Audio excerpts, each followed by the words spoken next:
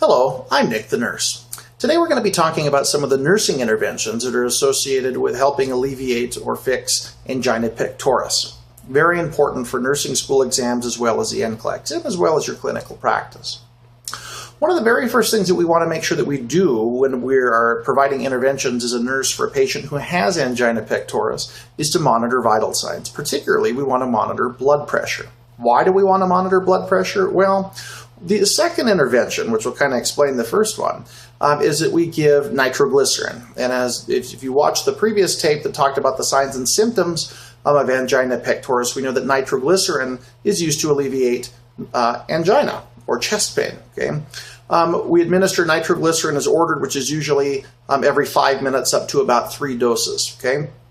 And one of the big things that we have to watch for is that nitroglycerin lowers what? It lowers blood pressure. So for that reason, we go to intervention number 1, which is to monitor blood pressure. So remember that.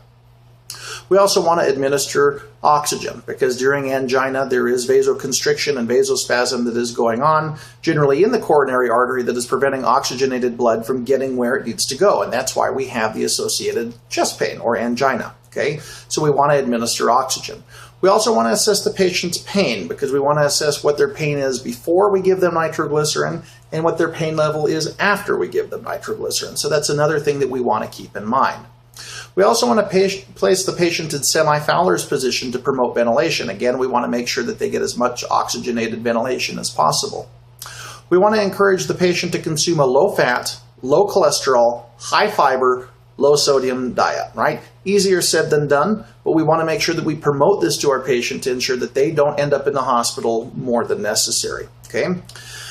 We definitely want to make sure that we encourage our patients to what? To stop smoking. Smoking, again, a potent vasoconstrictor can contribute, and it is a risk factor for developing angina pectoris, so we want to ensure that our patients do not smoke. Also, we want to encourage the patient to limit their intake or quit drinking alcohol, and this will also promote a healthy lifestyle. Okay, we want to encourage the patient to lose weight. Why? Because being morbidly obese or obese puts further strain on the heart. It's like carrying a bag of bricks. Okay, I'm obviously not one to talk, but we want to make sure that we encourage our patients to maintain a healthy lifestyle and a healthy weight to relieve stress or strain on the heart. Okay. We also want to instruct the patient to decrease their activity level. We don't want people who have angina going out really necessarily and running marathons, so we want to reduce that strain on the heart. That's not to say that they shouldn't be under a very supervised exercise program with their physician, but that's something that needs to be discussed with the physician by the patient.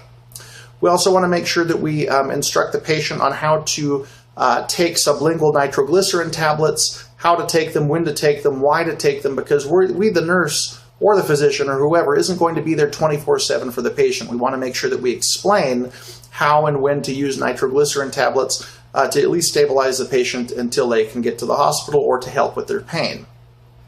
We also want to administer antihypertensive medications as ordered by the physician or mid-level provider. And what this will do is it will help stabilize the angina and help prevent angina from occurring. We also want to encourage rest to conserve myocardial oxygen demand. Again, we talked about this with relation to strenuous exercise. And finally, we want to assist the physician with PTCA and stent placement as indicated. Okay, and that will obviously be decided by the physician. So make sure that you understand these nursing interventions. You can rewind this video, play it again if you need to. These are some of the most commonly tested nursing interventions, both on nursing school exams and on the NCLEX, and some things that can also be useful to you in your clinical practice. I'm Nick the nurse. I want to thank you for watching us on this video, and we'll see you next time.